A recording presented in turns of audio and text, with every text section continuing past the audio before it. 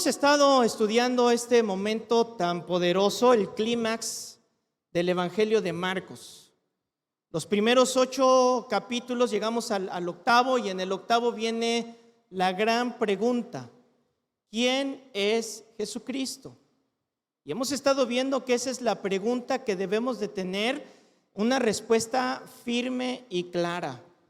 Yo no me escandalizo, y estoy seguro que el Señor tampoco se escandaliza, cuando algún cristiano entra en alguna crisis de fe, cuando algún cristiano entra por momentos donde se pregunte: ¿quién es Jesucristo? ¿Es realmente Jesucristo quien me han dicho en la iglesia que es? Y esto viene a raíz de que nuestra guerra es una guerra de argumentos. Recuérdelo. Siempre la guerra que nosotros enfrentamos es una guerra de palabra, siempre. Y la palabra con la que tenemos nosotros que pelear no es con la nuestra, porque a nosotros pues nos van a agarrar siempre equivocados, nos van a acusar de doble moral, con nuestros propios dichos pues vamos a quedar embarrados en el piso.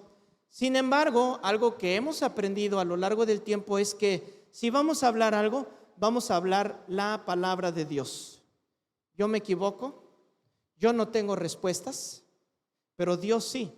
Dios tiene respuestas, y sus respuestas son absolutas. Cuando alguien tiene problemas con la palabra de Dios, generalmente es porque no le gusta y porque choca con lo que quiere hacer. Cuando yo le he dicho a alguien, pues mira, seguir a Cristo es tomar tu cruz, negarte a ti mismo y seguirle, entonces eso rechoca, ¿verdad? Y no, pero ¿por qué? Si yo quiero, bueno, es que es así. No, eso está mal. Pues ¿por qué? Porque en Dios o es blanco o es negro. En Dios no puedes estar con un piecito en el mundo y con otro jugando a que soy cristiano. Con el Señor o te consagras o vives una vida de pecado. Con el Señor o eres salvo o te vas al infierno. Punto. No hay de otra. A veces hay predicadores, yo mismo, que queremos suavizar el mensaje, que no queremos que llegue tan duro porque pues es que es duro, ¿no? Es que es duro. Sin embargo, decía Charles Spurgeon: yo prefiero decirte una verdad que te lastime a una mentira que te condene. Y es mejor que lo escuches. Y decía otro dicho por ahí: lo que te choca es porque te checa y porque no nos gusta. Pero ¿sabes algo?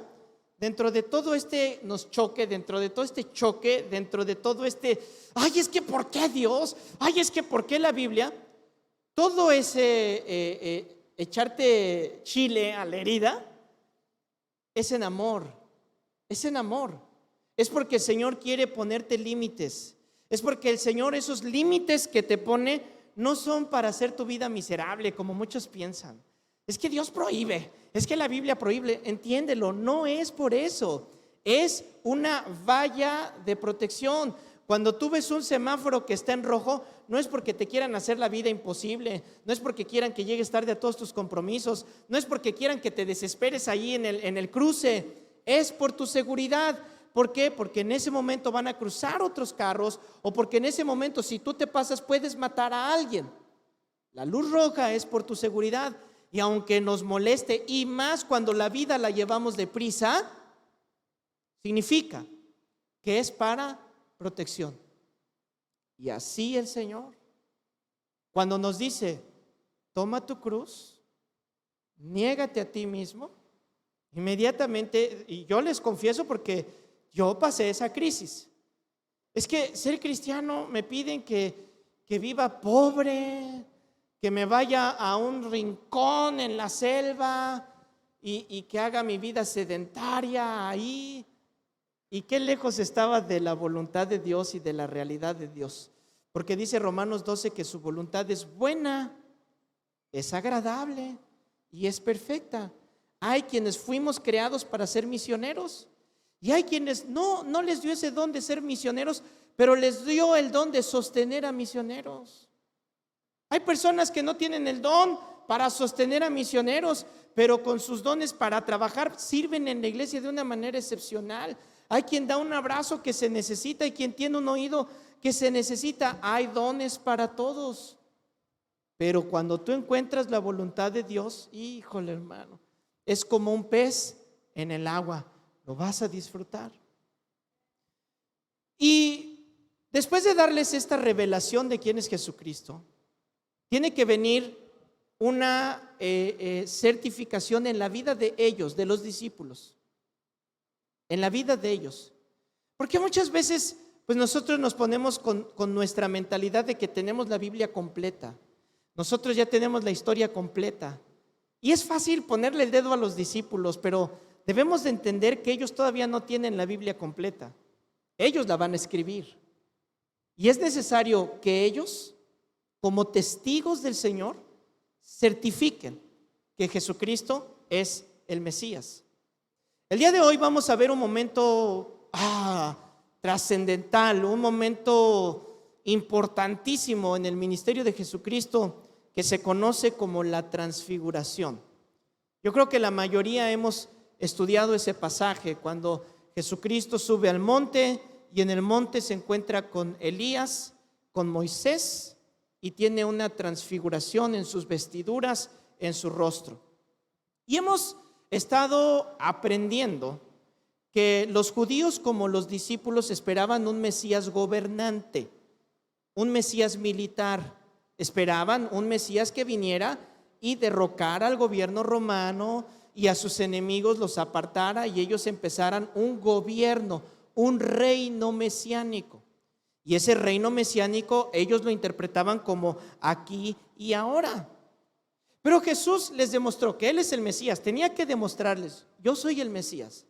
Y ellos ya lo entendieron, tú eres el Cristo, el Hijo del Dios viviente. ¿Ya te quedó claro? Sí, ya no tengo dudas, ya me quedó claro. Bueno, ahora te voy a decir algo que no sabes. Y es que este Mesías, este Cristo, tiene que padecer.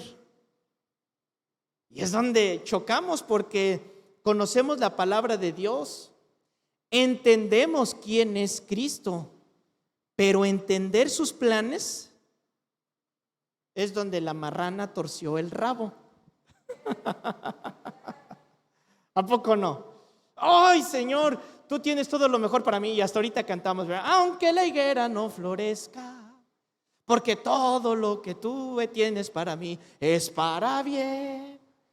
Pero cuando te dice el Señor, bueno, te voy a meter al valle de la decisión.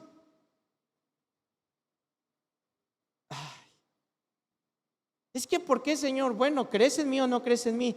Sí, creo en ti. Ahora tienes que aprender a creer en mis planes, en mis propósitos. De otra manera no vas a poder tomar tu cruz. De otra manera no vas a poder seguirme. De otra manera no te vas a poder negar. Entonces le prometemos al Señor, ¿no? No, Señor, si tú me sanas, te voy a servir. ¿De veras? Bueno, a ver, sano y viene un valle para decidir tu corazón. No, es que ahora sí me ofrecieron un buen trabajo los domingos, es que ahora sí el empleo que tanto quería, el sueldo es que es cuando más vendo. Entonces, ¿por qué estás de hablador?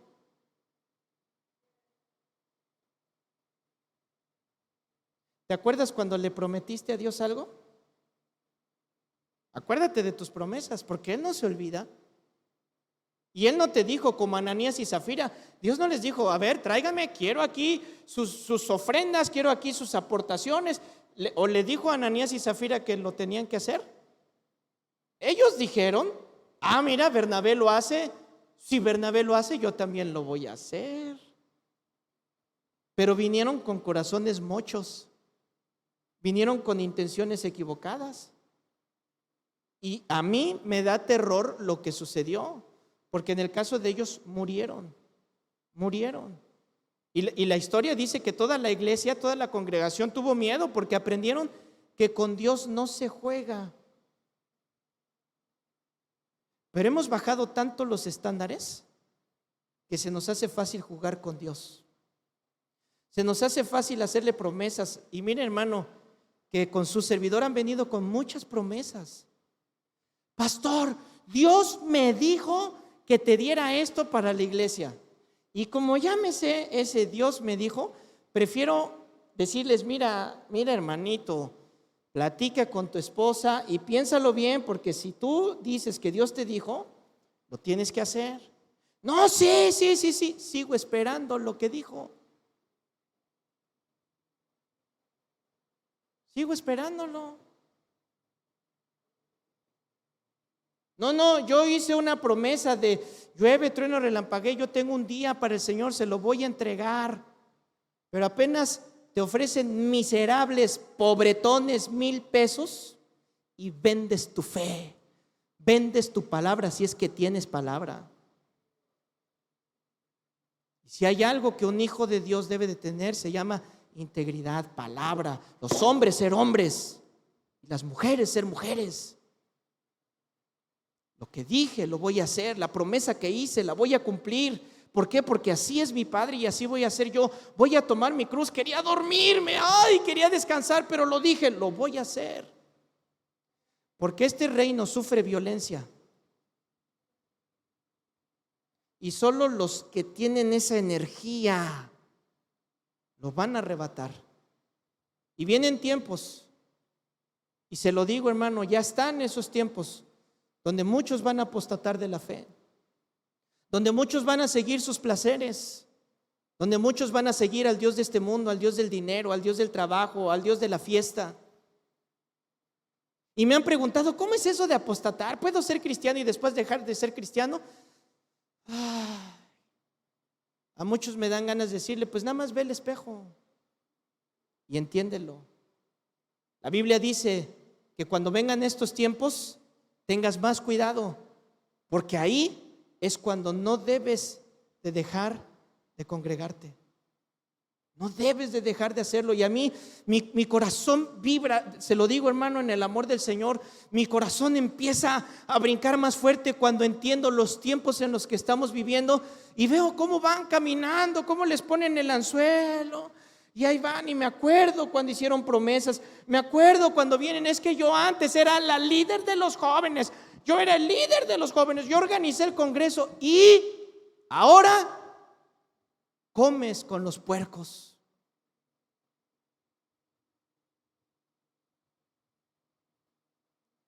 Pero el rebelde, eso es pródigo.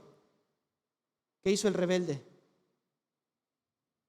No me levantaré. ¿Por qué? Porque entendieron que seguir a Jesucristo es tomar mi cruz, negarme a mí mismo y seguirle. Y entonces todas las cosas os serán añadidas. Todas las cosas.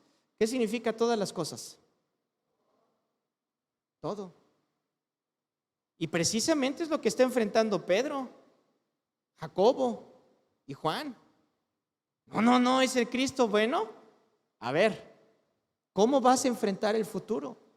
En el versículo 1 de Marcos 9 les hace una promesa y les dice lo siguiente: de cierto les digo. Ya cuando Jesús dice estas palabras, ¿qué significa? Esto viene en serio. Es como cuando tu papá te dice tu nombre completo, ¿no?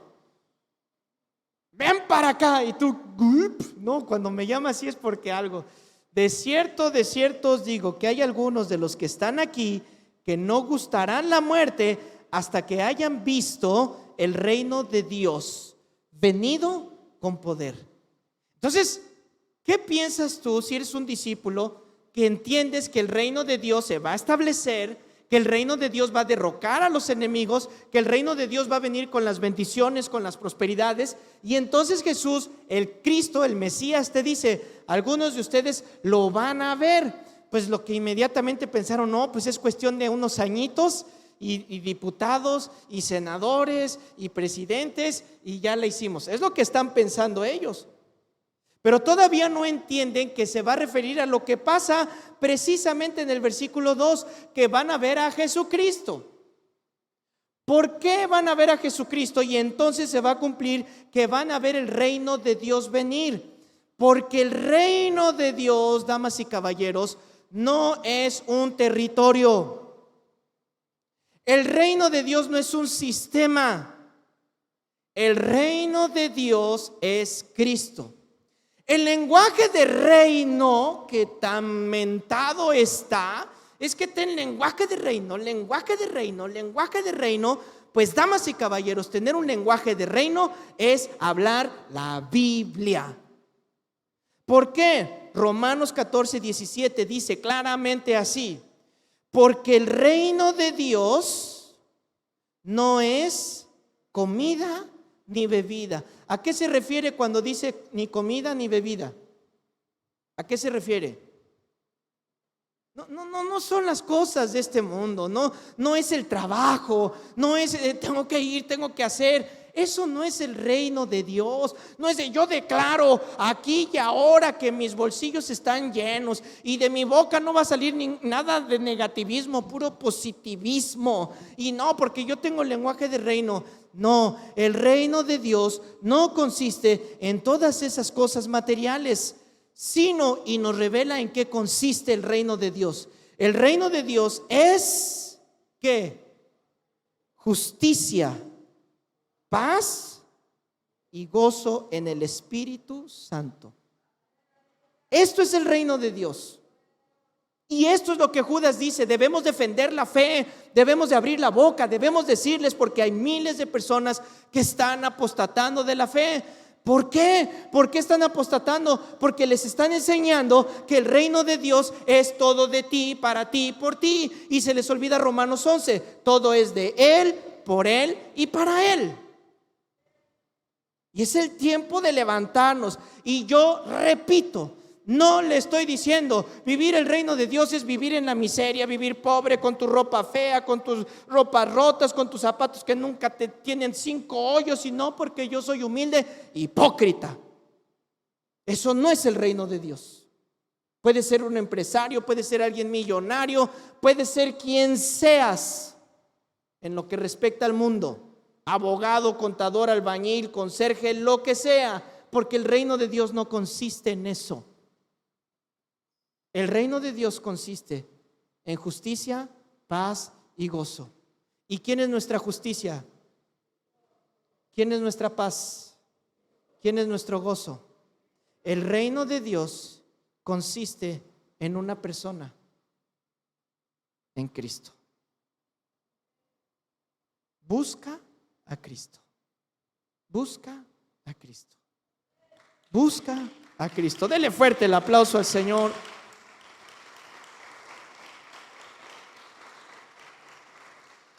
Pedro, Jacobo y Juan están a punto de entender esto que les acabo de decir. Porque les dijo: no van a ver la muerte hasta que primero vean el reino de Dios. Y viene el versículo 2: 6 días después. Por ahí Lucas me parece que dice 8 días después, y para aquellos que le empiezan a buscar 3 pies al gato, se contradice. No. Lo que pasa es que unos contaron los 6 días en medio, y otro contó el día en que sucedió y el día en que sucedió. ¿Sale? Para que no empiecen con que 6 días han pasado, es decir, vamos a ponerle una semana después de esta promesa que les hizo. Y Jesús tomó a Pedro, a Jacobo y a Juan y los llevó aparte a solos a un monte, y se transfiguró delante de ellos.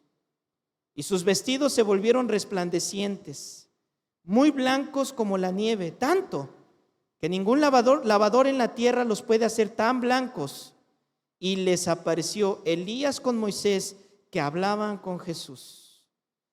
Oyendo esto que acabo de leer, ¿qué te recuerda? ¿Qué te trae a la mente?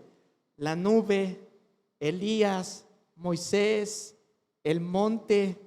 ¿Qué te empieza a traer a la mente? Inmediatamente yo me fui allá con Moisés, ¿te acuerdas? Está en el monte, está con la nube que desciende, la gloria de Dios, ¿lo recuerdas? Que desciende la gloria de Dios y le empieza a hablar, y es también ahí en donde lleva al pueblo al monte Sinaí, donde les va a dar las leyes, donde les va a hablar, y todo el pueblo está, ay no, mejor tú, Moisés, porque a nosotros nos va a pasar algo en este monte.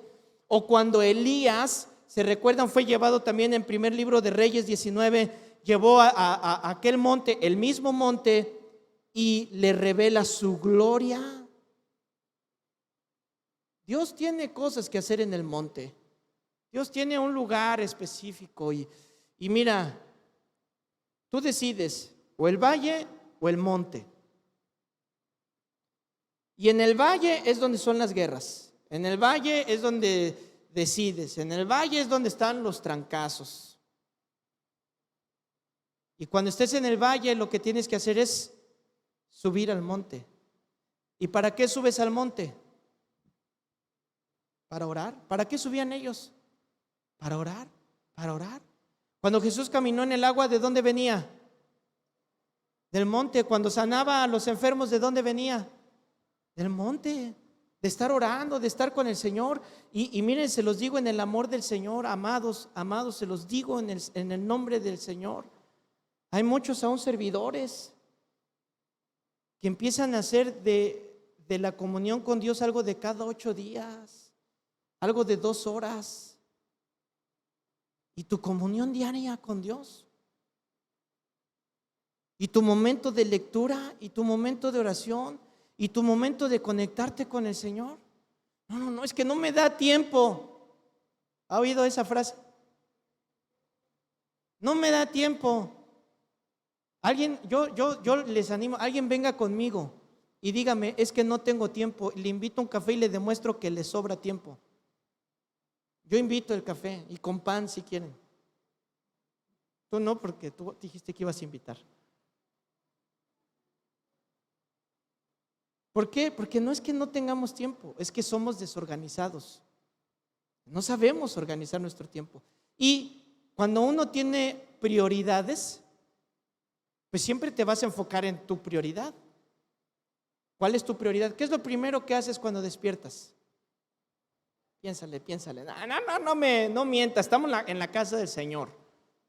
No mienta, ¿qué es lo primero que haces? No me contestes. Pero piensa, ¿dónde empieza tu día? ¿Qué es lo primero que haces? Piensa en tus primeras horas de vida. ¿Cuál es tu prioridad? ¿Qué haces? Y a muchos se les va a caer la cara de vergüenza. A muchos. ¿Por qué? Ustedes saben por qué. Ustedes saben por qué. Pero cuando tú pones a Dios como tu prioridad, lucha, desafíate. ¿Ya vas a agarrar el celular? No.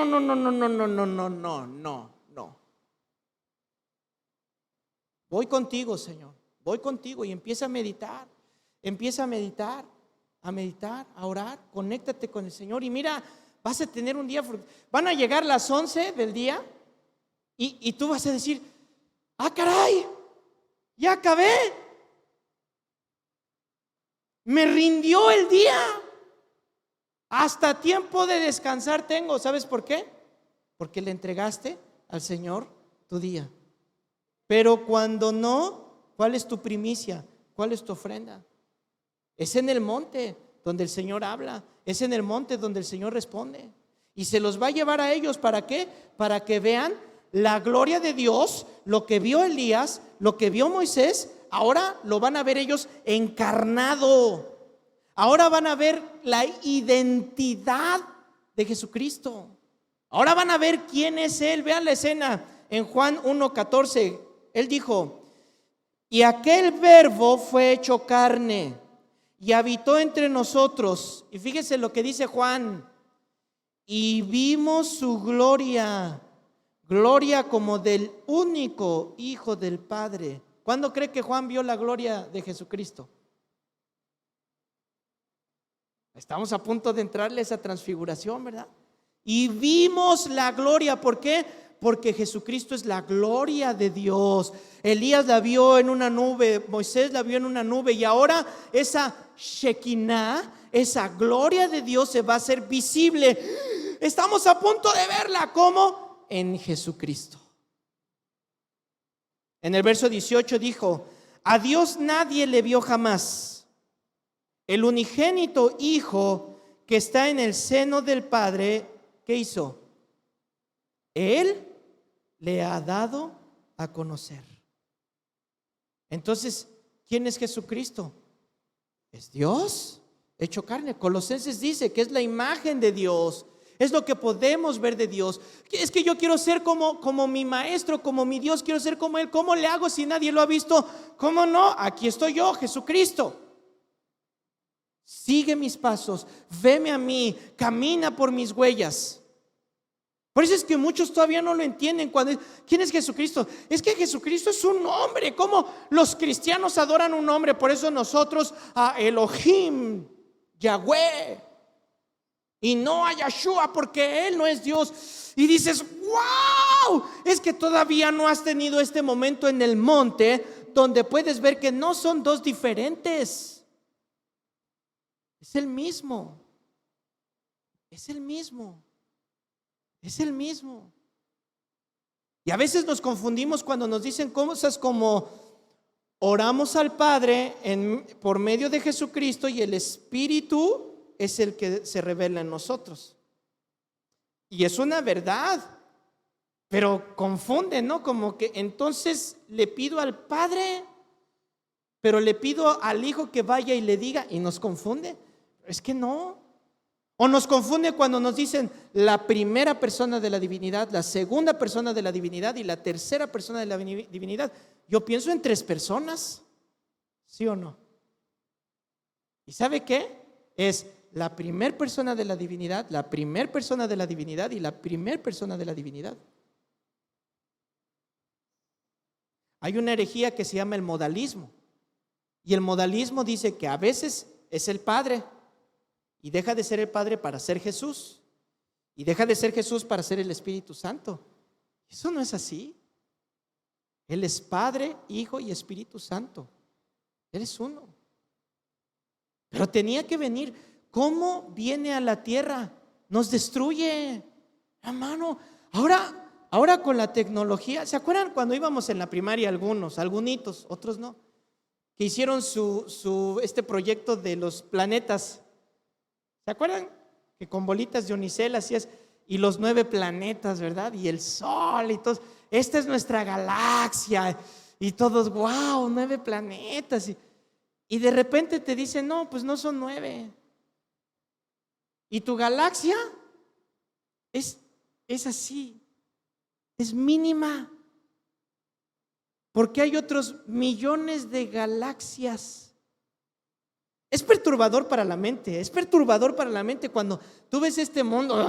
De aquí a la Ciudad de México es inmenso. Ver la luna, wow, la luna. Y te das cuenta que la luna, que la Tierra, que Júpiter son microbios frente a todo el universo. Y que la Biblia dice que Dios contiene todo el universo en su mano. Es perturbador. Pero eso sí, un gusano le dice, a ver, quiero verte. Vas a quedar hecho cenizas. No podemos con esa gloria. No podemos. Pero Dios muestra su amor para con nosotros, que siendo en forma de Dios, no estimó el ser igual a Dios, sino que se despojó y dijo, yo me voy a hacer como esas criaturitas con 2 ojitos. Mira, solo tienen 2 ojos. Y los querubines dicen, oh, nosotros estamos rodeados de ojos. Oye, míralos, tienen que caminar. Pero Dios, Padre, qué locura. ¿Cómo te vas a hacer eso y caminar? ¿Y te vas a cansar? ¿Qué es cansarse? ¿Morir? Pero lo insensato de Dios es más sabio, ¿verdad? ¡Ay! Y Pedro y Jacobo y Juan, como Dios, el Mesías y el gobierno, y tranquilos, les voy a dar una muestra. Y entonces Juan dice, y vimos su gloria. Y vimos su gloria. Pablo lo dijo en 2 de Corintios 4:6, porque Dios que mandó que de las tinieblas resplandeciese la luz, es el que resplandeció en nuestros corazones para iluminación del conocimiento ¿de qué? De la gloria de ¿quién? ¿En dónde?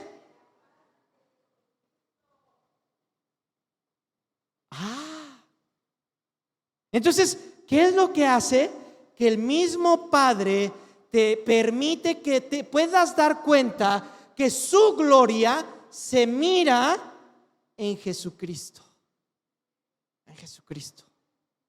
En Hebreos capítulo 1 le llama así el escritor de Hebreos, el cual siendo, ¿cómo le llama? El resplandor de su gloria.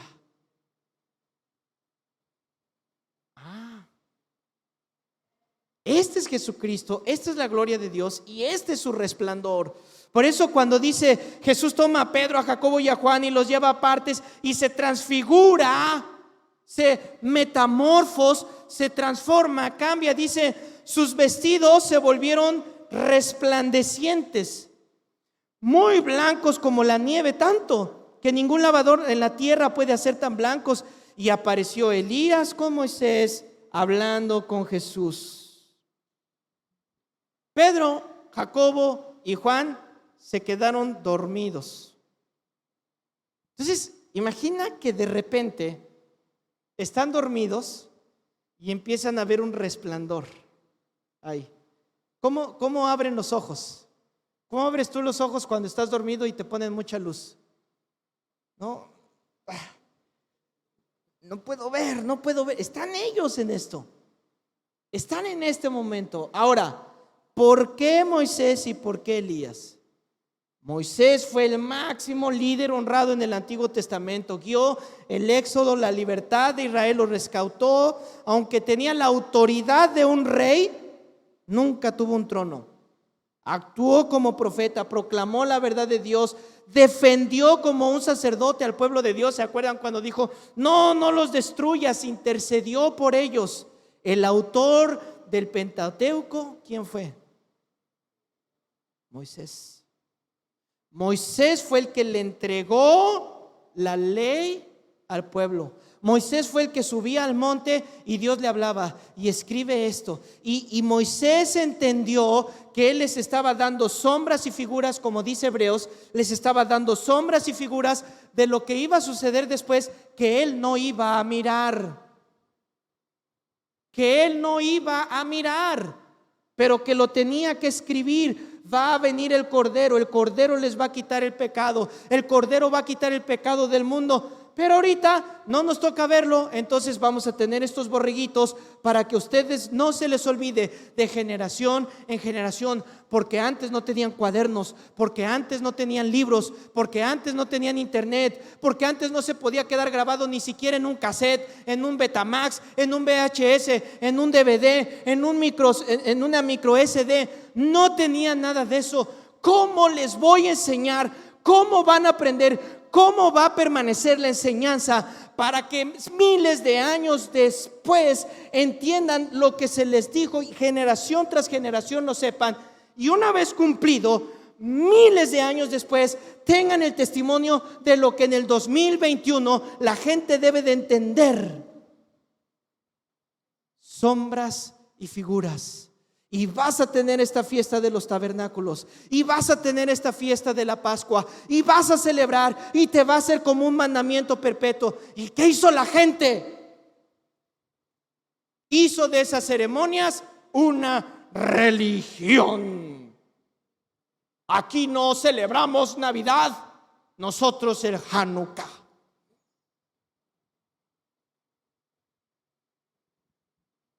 Y no te das cuenta que todo eso fue una enseñanza para que cuando tengamos la historia completa, pongamos nuestros ojos ¿en quién? En Cristo. Y esa historia completa ya está disponible. Ya la tienes, ya está disponible. Pero ¿qué pasa con muchos? No la quieren ver. Y luego se presenta Elías. ¿Quién fue Elías? Elías es la representación de todos los profetas. Elías fue el que peleó. ¿Se recuerdan cuando mató a los profetas de Baal? Cuando se atrevió, cuando había un montón de profetas y nadie se atrevía a enfrentar a Jezabel. Todos le tenían miedo. Y fue Elías y la enfrentó, los enfrentó y les dijo: a ver, el que sea verdaderamente Dios va a venir y va a consumir esta ofrenda. Y cuando empezaron a perseguir a Elías, Elías dijo: es que estoy solo, es que no hay nadie. Y entonces le dijo: no, hay otros 7,000 profetas. 7,000 profetas en la tierra de Israel. Y no se atrevieron a levantar la voz de Dios. ¿Cuántos cristianos sabremos? ¿Cuántos millones de cristianos sabremos en el mundo? ¿Y dónde está la voz? ¿Dónde está la voz de Dios? ¿Dónde está la voz de Cristo? ¿Dónde están los cristianos? ¿Dónde están? Escondidos. Escondidos. No, ahí no, el pastor ese que es bien famoso, el que pelee. Nosotros aquí le damos likes. ¿Y tú? ¿Dónde estás? ¿Qué haces? Nos cuesta trabajo abrir la Biblia, nos cuesta trabajo venir 2 horas. 2 horas. Porque nos sembraron el concepto de limosna. Y algunos, la Biblia habla de limosnas, pero las limosnas no es como se convirtió. Las limosnas no eran las obras, las limosnas eran las aportaciones. Pero ya saben que llegó ese movimiento que todo era de las obras y de pagar las corrupciones. ¿Y qué se acostumbró? Que ahora la gente trae las obras. Ah, mira, me sobró. Ay, échalo. Ay, un billetito falso. Échalo, aquí lo cambiamos. Ay, no, es que ¿para qué tanto tiempo? Ay, dale esto, ay, haz esto. No, ¿para qué esto? Dale poquito. ¿Te digo algo? Mi Dios no es un Dios de sobras.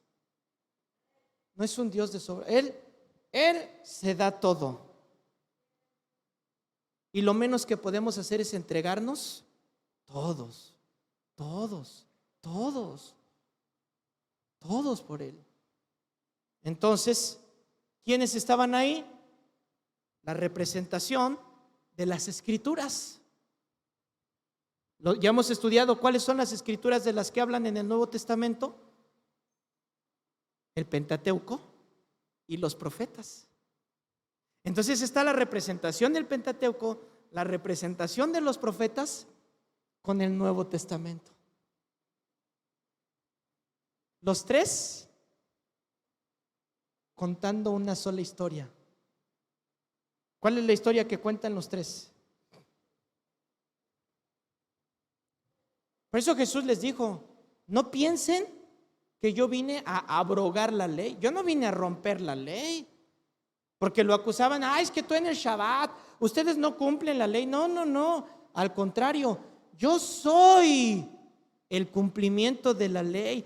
Entonces yo no sé cómo estarían si estaban sentados. Es que las películas luego como que nos cortan la imaginación, ¿no? Y te ves la película y te ves a Moisés y Elías y hasta con la musiquita.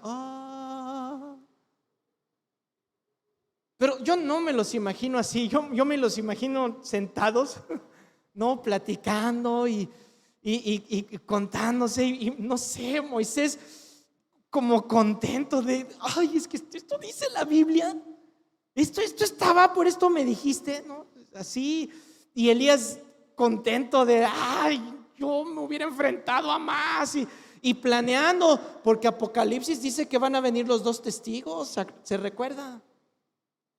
Y ahí se las dejo en el tintero para el que tenga oídos y quiera saber más de escatología. Vaya pensando: ¿quiénes serán esos 2 testigos? ¿Y qué dice la Biblia que van a hacer y cómo lo van a hacer? Y viene y se presenta el Señor. Ahora, Lucas nos da un poquito más de detalles. Lucas 9:31 nos dice: se aparecieron rodeados de gloria. Y fíjese, Marcos ya sabe que él no tiene mucho tiempo. Marcos dice, y vimos su gloria y se acabó. Pero Lucas nos dice de qué platicaban. Y dice Lucas: y hablaban de su partida, que iba Jesús a cumplir. ¿En dónde? En Jerusalén. Estaban hablando, estaban teniendo una conversación. Yo me imagino a Jesús dándoles instrucciones, ¿verdad? Y diciéndoles: mira, Moisés, ¿te acuerdas cuando te dije que el sacerdote tenía que ser rociado con la sangre? ¿Te acuerdas cuando te dije que hicieras todo esto? Pues mira, ahora yo voy a ir y me van a rociar de sangre. ¿Te acuerdas, Elías, cuando te dije que profetizaras esto? Y cuando defendiste el Dios de Israel, cuando tuviste esta parucía, cuando se te apareció la gloria de Dios, era yo hablando contigo. Y diciéndole: mira, todo esto se está cumpliendo. Se están poniendo de acuerdo, platicando. Pedro, Juan y Jacobo empiezan a despertar, empiezan a ver la luz. ¿Alguien se ha despertado así? ¿Y qué es lo que hacen cuando despiertan así y ven que algo está pasando? Aquí entre nos, ¿qué es lo que pasa? ¿No les ha pasado que se levantan así como: ¿qué pasó? ¿Cómo? ¿Qué me perdí? ¿Qué me perdí? ¿A alguien le ha pasado eso o no le ha pasado? ¿Sí o no? Pues a Pedro también, porque ahí viene Pedro. Ahí viene Pedro. Ya sabe que cuando decimos va a hablar Pedro, ¿qué hacemos todos? ¿No? Algo va a hacer Pedro. Se está levantando, está despertando, y dice el versículo 5 de Marcos: entonces Pedro dijo a Jesús: Maestro, bueno es para nosotros que estemos aquí y hagamos 3 enramadas, una para ti, otra para Moisés y otra para Elías. Porque, ¿qué dice el verso número 6?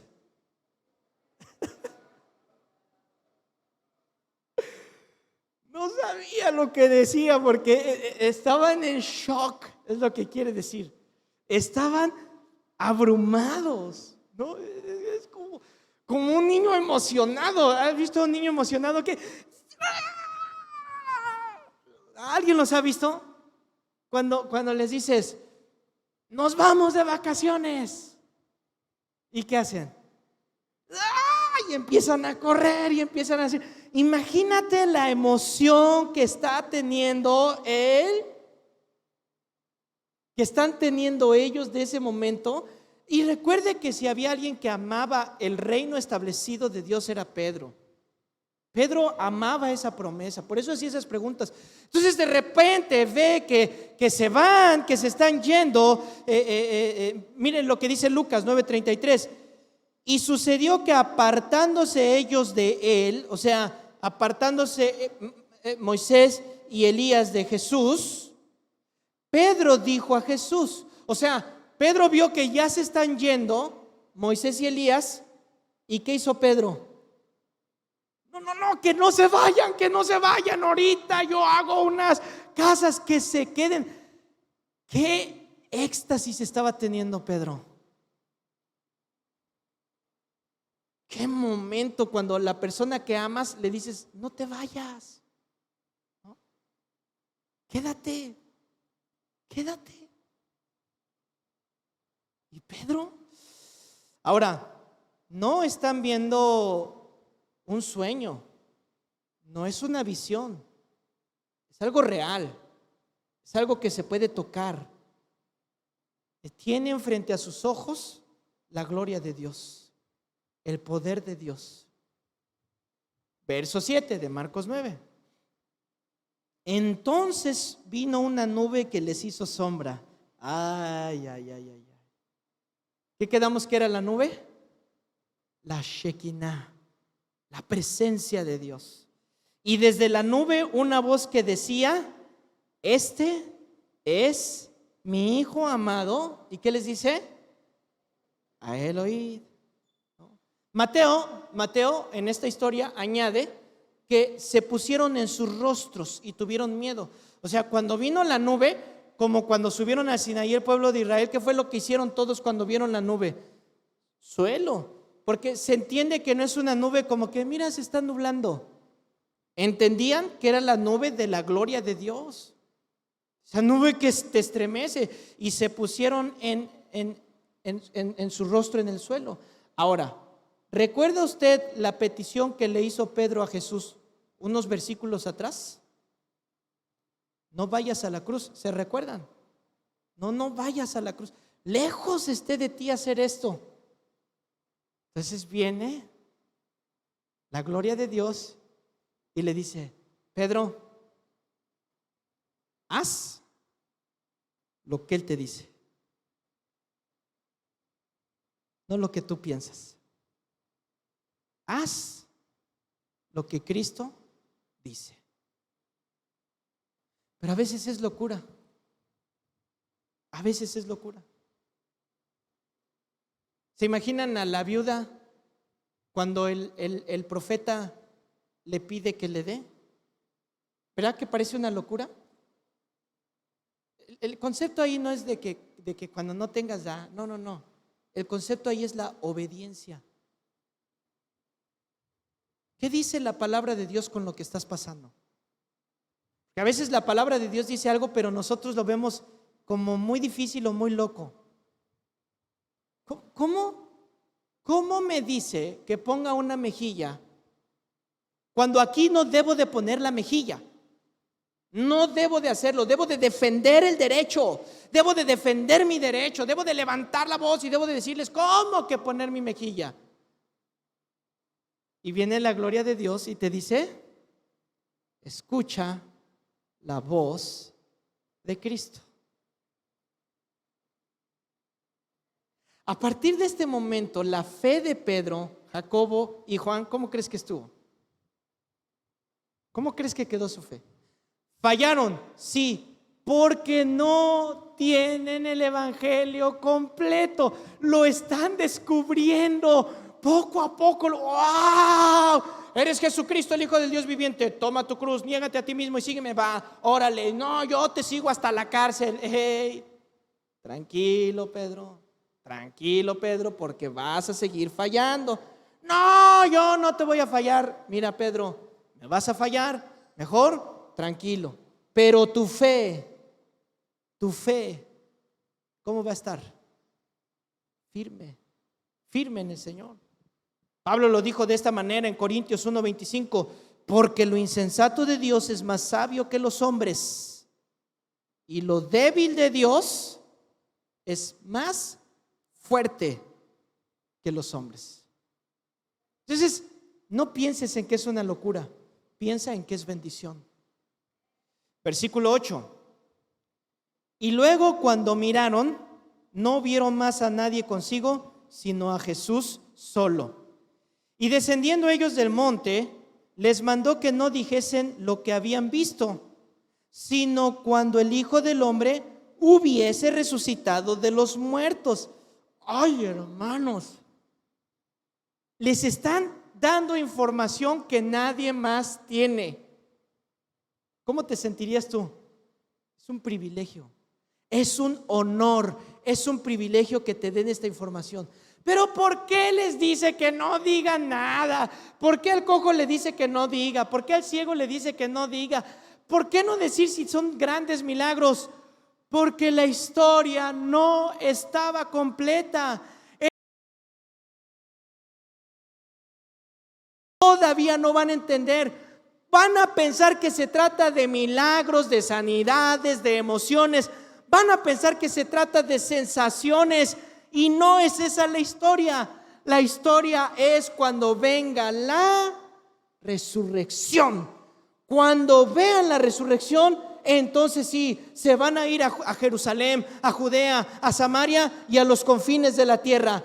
Antes, no.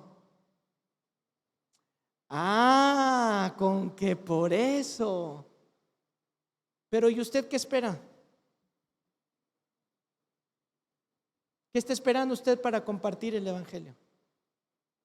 Si ya usted ya la tiene completa.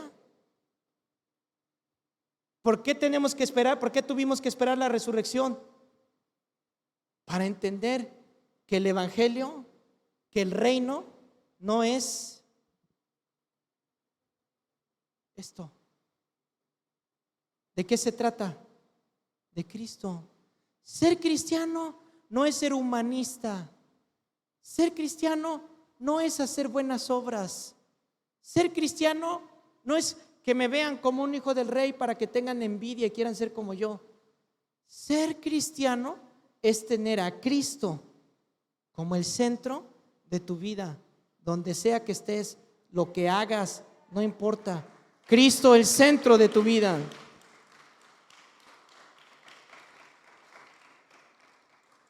Te hacen una pregunta muy interesante y muy buena en el versículo 11. ¿Por qué dicen los escribas que es necesario que Elías venga primero? Y esto, les digo, que era válida esta pregunta porque el Antiguo Testamento, Malaquías 3:1 dice: he aquí, yo envío mi mensajero, el cual preparará el camino delante de mí, y vendrá súbitamente a su templo el Señor, el Curios. Aquí ya está hablando con lenguaje griego, ¿ok? El Curios, a quien vosotros buscáis, el ángel del pacto. ¿Quién es el ángel del pacto? Es Cristo. ¿Quién es el ángel de Jehová? Es Cristo, es Cristo, es Cristo. En el Antiguo Testamento se le llaman cristofanías. ¿Qué es una cristofanía? Cuando Cristo vino en persona y caminó entre las personas. ¿Y cómo se presentaba? Como el ángel de Jehová. No porque fuera un ángel creado. Ahí está, el ángel es creado. No, sino por el propósito de un mensajero. ¿Por qué venía Cristo? Para dar un ¿qué? Un mensaje. Y sigue diciendo: ¿a quién deseáis vosotros? ¿A quién deseaban los profetas del Antiguo Testamento? ¿A quién deseaban? Si todavía no sabían de Jesús. Al Mesías. He aquí viene, ha dicho Jehová de los ejércitos. Entonces ellos decían, y entonces ¿por qué nos dicen de Elías? Y porque ellos acaban de ver Elías. No me pregunte cómo supieron que era Elías. No me pregunte si fue una revelación, si traían una etiqueta aquí, Elías. No sé, pero sé que sabían que era Elías. Entonces ven a Elías y dicen: ay, él no lo había visto. ¿Tú, Juan, lo viste? No, pues como que no. ¿Y tú, Jacobo? Pues se me hace, pero no. A ver, Pedro, pregúntale a Jesús. Que Pedro pregunta: ¿y por qué? Bueno, ¿quién era ese Elías del que estaban hablando? Ya lo hemos estudiado. ¿Quién era? ¿Quién era? ¿Cuál Juan? Juan el Bautista. Juan el Bautista, ¿que era quién? Voz que clama en el desierto, arrepiéntanse, que preparaba el camino para la venida del rey, como se hacía antiguamente en el miren, si no saben quién, por qué esto, váyase a la serie que tenemos, Marcos capítulo 1, y ahí hablamos sobre el evangelión y el poder de Elías en Juan el Bautista, ¿verdad?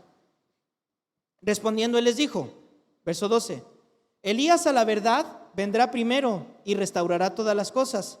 ¿Y cómo está escrito del Hijo del Hombre que padezca mucho y sea tenido en nada? Pero os digo, aquí está la respuesta: Elías ya vino. Y le hicieron todo lo que quisieron, como está escrito de él. Y sabemos qué hizo Herodes con Elías, con Juan el Bautista. Le cortó la cabeza, ¿verdad? Les costaba entender todas estas cosas. Y mire, vamos a Hechos capítulo 3. Venga, por favor. Venga, Hechos capítulo 3, verso 17. Mas ahora, hermanos, sé que por ignorancia lo habéis hecho, como también vuestros gobernantes.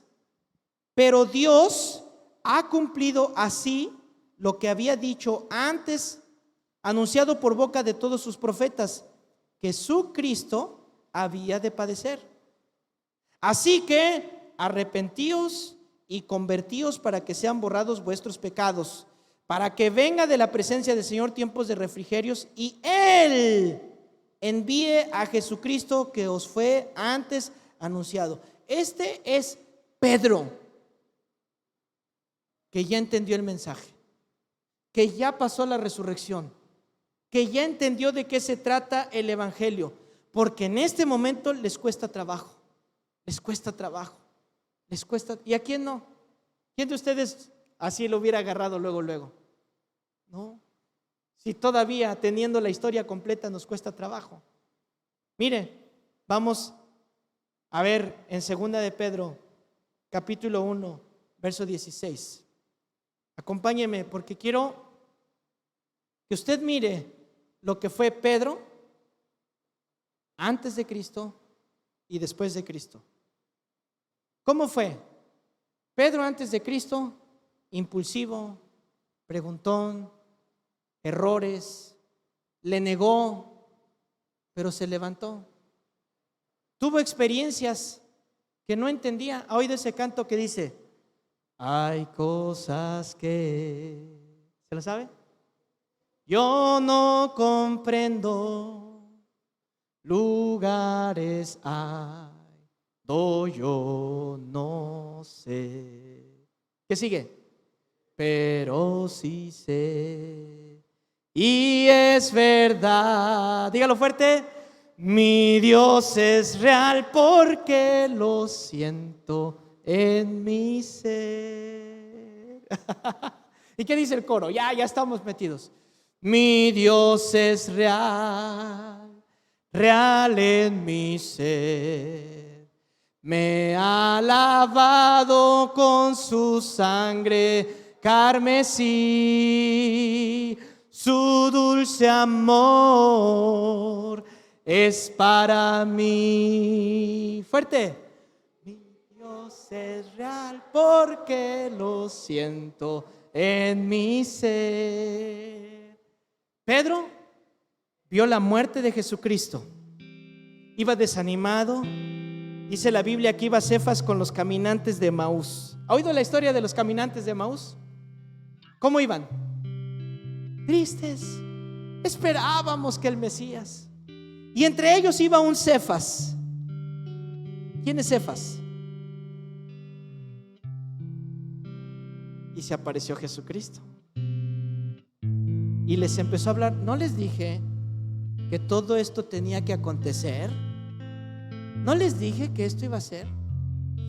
Y después de ese día de la resurrección pasó otros 40 y cacho días con ellos, comiendo con ellos, platicando con ellos, así, al punto que le dijo a Dídimo, a Tomás: tócale, Tomás, no estás viendo un holograma, no estás viendo un espíritu, soy yo. Pero te vimos en la cruz, te llevamos a la sepultura. Pues sí, pero ¿se acuerdan que estaba escrito? Sí es cierto. ¿Se acuerdan que les dije de la señal de Jonás? Pero Jonás era un pez y se lo tragó, y al tercer día, sí, ya entendí, ya. Pero ¿se acuerdan que les dije que si destruían el templo en 3 días lo volvía a construir? Sí, pero el templo... Ya entendí. Ya entendí. ¿Se acuerdan cuando les dije: no se preocupen, no lleven alforja, no lleven espada, no lleven, yo voy a cuidar de ustedes? Sí, pero ¿cómo mantenemos el ministerio? ¿Cómo mantengo a mi familia? ¿Cómo? Sí. El reino no consiste en comida ni bebida. El reino de Dios consiste en Jesucristo. Y entonces Pedro se levanta un día y les dice: porque no os hemos dado a conocer el poder y la venida de nuestro Señor Jesucristo siguiendo fábulas artificiosas, sino como hemos visto, y se echa este pleonasmo, con nuestros propios ojos. Como si íbamos acá, con estos ojos. Yo lo vi, verso 17, segunda de Pedro 1. Pues cuando él recibió de Dios Padre, ¿qué recibió en la transfiguración? Honra y gloria. ¿Qué recibió en el momento de la transfiguración? Honra y gloria. Le fue enviada desde la magnífica gloria una voz que decía: este es mi Hijo amado, en el cual tengo complacencia. Y nosotros lo oímos, esta voz enviada del cielo, cuando estábamos en ese monte santo. Fui testigo, yo lo vi, yo lo toqué, yo estuve ahí, yo vi la Shekinah de Dios diciéndome que le haga caso lo que Él dice. Por eso es que lo que Él dice es ley. Lo que Él diga, aunque no lo entiendo, lo voy a hacer. Porque si Él me dice, pasa por el agua, o la abre, o flota, o algo, pero de que paso, paso, porque Él dijo. Yo le creo. ¿Y por qué importa tener la historia completa ahora para nosotros? Les dijo en el verso 19: tenemos también la palabra profética más segura. Aquí viene: a la cual hacéis bien en, yo subrayé, ¿en qué? Estar atentos, como una antorcha que alumbra en un lugar seco. Cuando está oscuro, ahí, ¡ay! Yo voy a ver acá. No, pero es que dicen que por allá, dicen que hagas. ¿Qué dice Dios? ¿Qué dice Cristo? No, es que YouTube, es que yo vi en YouTube. ¿Qué dice Cristo? No, es que el mega, voy a hablar de nosotros, el mega pastor fulano de tal dijo. ¿Y qué dice Cristo? ¿Qué dice la Biblia? Ahí voltea a ver, ponte atento, hasta que el día esclarezca y el lucero de la mañana salga en vuestros corazones. Nosotros tenemos la historia completa. Nosotros tenemos a Moisés, a Elías y a Jesucristo juntos. Tenemos toda la palabra de Dios. El monte de la transfiguración, el glorioso momento del Señor donde fue honra y gloria, reinará en nuestros corazones, en nuestras mentes, su muerte y su resurrección. De eso se trata. En eso gira el cristiano. Si no hay resurrección, nos parecemos a todos y somos dignos de nada. Pero como hay resurrección, Dios está con nosotros.